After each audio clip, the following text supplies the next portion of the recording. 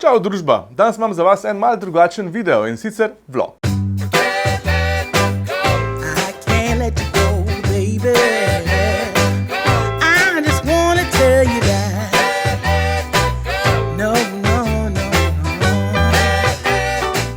Z Drago so naju povabili v Izolo na eno prav posebno doživetje in sicer, ne bom povedal kaj, poglejte video.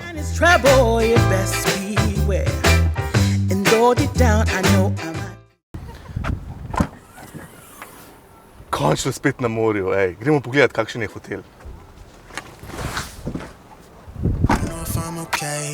I don't see the light of day. Looking up to higher ground, thinking that'll be your sweet escape. These days gotta schedule the romance. They say that love is a slow dance. A short bike ride to the crib, using no hands. Oh shit, it feel like I'm floating, but I'm falling with both eyes closed when I let the world spin. Ampak, a veš, da še nikoli nisem prespal v Izoli, neverjetno. Ta hotel ima ful dober razgled in jaz komaj čakam, da skočim zdaj ven na ulice, pa naj na Perol špric.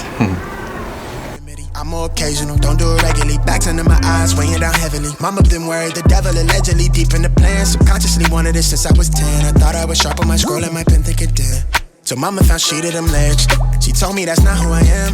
But nowadays I put on for the fam, see you when I... Ta Izola je polna enih čudovitih takih luštnih mehnih kotičkov, kot je recimo tale park, kar sred mesta, s tem čudovitim paviljonom, kjer se lahko sedeš v senčko, poješ sladoled, spiješ kakšno pijačko ali pa se malo podružiš. Ne glede na to, koliko mehen kraj je, jaz se čisto vedno zgubim. Mislim, poskušava priti, kam hočeva iti.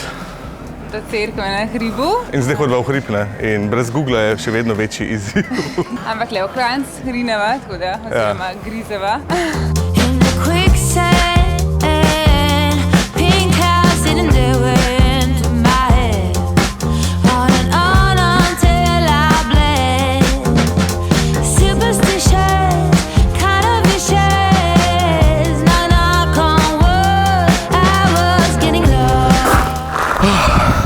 Evo, pa smo prišli do vrha Izole, do cerkve Svetega Maroja in tega znamenitega zvonika, ki je več kot 30 metrov visok in kar 99 stopnic pelje do vrha. Jaz zdaj nimam kondicije, da grem na vrhu, ampak so pa gor čudoviti razgledi.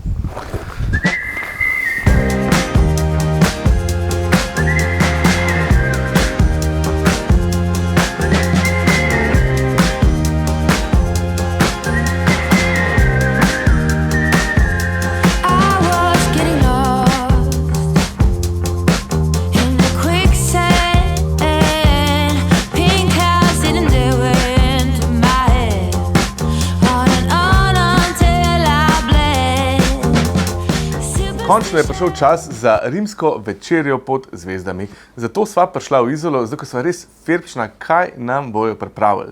Dogaja se v Simonovem zalivu, v arheološkem parku. Tam je včasih stala ena taka mogočna rimska vila in prav tako vzdušje so nam tudi pričarali. Takoj, ko sva prišla tja, nam je sužnja prinesla tunike, v katere smo se mogli vsi obleči. Malo awkward. Ampak v bistvu ne, na koncu smo se vsi lepo povezali. Potem smo se ulegli okoli ene mize polne dobrot.